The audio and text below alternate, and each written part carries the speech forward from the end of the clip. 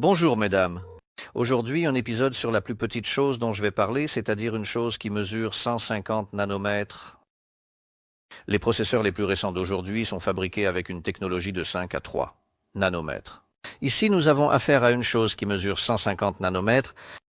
De quoi vais-je parler? De quoi vais-je parler aujourd'hui? Aujourd'hui, je vais parler du virus de l'herpès. HSV.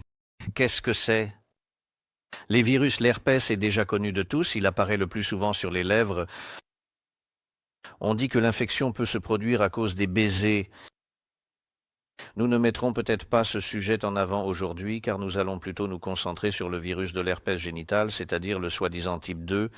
De quoi s'agit-il avec ce virus? Ce virus peut être transmis une très grande partie de la société. Je pense que c'est principalement dû à des mains. Sales, tout simplement. Ce virus doit passer quelque part. Dire qu'il se transmet uniquement par voie sexuelle est une grande simplification. Je dirais de cette façon, chacun d'entre nous qui se rend aux toilettes devrait essentiellement se laver les mains avant de toucher ses organes. Avec du savon, au moins 2 fois, pour se débarrasser de toutes les bactéries, virus, champignons et autres substances. Et c'est seulement à ce moment-là, il devrait commencer à satisfaire ses besoins physiologiques. Malheureusement, cela ne se produit pas souvent. Souvent, en fait, personne ne se lave même rien, c'est-à-dire qu'on se nettoie, on utilise du papier ou pas, on touche. On sort, on touche la poignée de porte, on va à la prochaine poignée de porte. Ensuite, une autre personne entre. Même si, disons, elle avait les mains propres auparavant, il suffit d'un seul contact avec une poignée de porte pour transférer ces virus. Et puis, bien sûr, quelqu'un se gratte un peu et cela entraîne le transfert de ce virus. Le virus n'est peut-être pas si dangereux, il ne cause pas, par exemple, des malformations congénitales pendant la grossesse. Cela peut bien sûr, dans des cas très graves, rares, entraîner une inflammation du cerveau, du système nerveux central ou d'une inflammation de la rétine. Mais ce sont plutôt des cas dont je ne dirais pas que j'ai souvent entendu parler. Le problème le plus courant du virus de l'herpès est une inflammation des lèvres vulvaires, petites, du vestibule, du vagin, et cela mène à cela. On se rend compte ainsi qu'on commence soudainement à avoir mal. Cliniquement, le symptôme le plus important est sans aucun doute la douleur. Tout le monde pense qu'il s'agit d'infection, que quelqu'un a des bactéries, des champignons. Et malheureusement, c'est le virus de l'herpès. Et maintenant, ce virus de l'herpès, qui est assez grand pour un virus, mesurant 150 nanomètres, mais en même temps très petit, il n'est visible par aucune méthode comme le microscope optique, mais seulement le microscope électronique. Au mieux, il peut nous montrer ce virus. J'ai une sorte de bordure, une surface qui, lorsqu'on la lave avec du savon, peut se détruire et se dissoudre, et ce virus meurt. Eh bien, ce virus s'installe sur la face interne du vestibule du vagin. Le plus souvent, d'un côté, cela peut être le commissure arrière, et sa caractéristique. La présence de telles vésicules est caractéristique. Je vais peut-être le dessiner. Si nous avons ici, disons, l'urètre, ici est l'entrée du vagin, ici sont les lèvres vulvaires qui se rejoignent ici à l'arrière. On peut faire comme ça. Oh, et ici il y a le rectum. Le plus souvent, il se forme ici, tandis que ces vésicules, que le médecin peut évaluer cliniquement, sont de la taille, littéralement. Oh, ici il y a une échelle, disons, de ces petits points. Si nous trouvons de tels petits points, nous trouverons sous cette forme, en quantité, eh bien, je ne sais pas, 2, 10, 15, 20 vésicules, comme ça en allemand. Ça s'appelle des bleusiens, c'est-à-dire comme s'ils brillaient tout seuls. Et cet endroit fait mal. Nous pouvons pratiquement être sûrs à 90% qu'il y a eu une infection par ce virus, de l'herpès génital. Ce virus, avant de se manifester sous forme de vésicule, doit bien sûr s'incuber.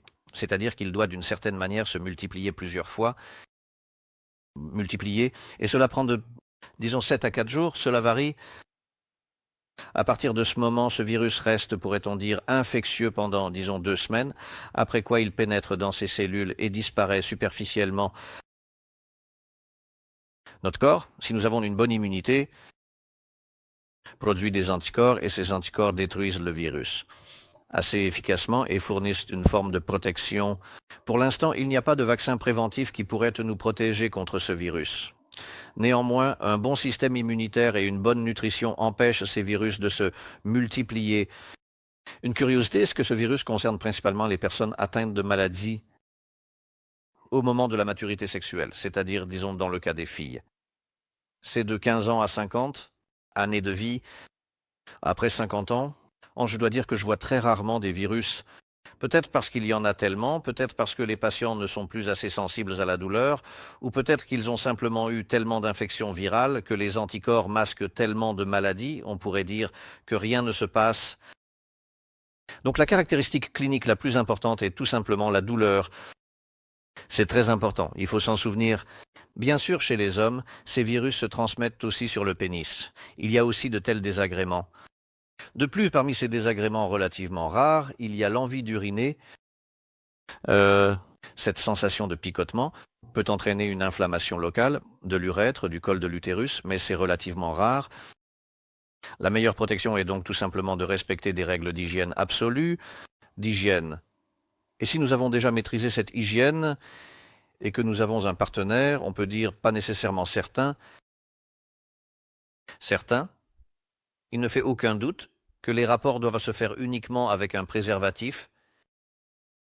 C'est en fait la méthode la plus sûre qui, d'une certaine manière, disons, nous protège à 90%.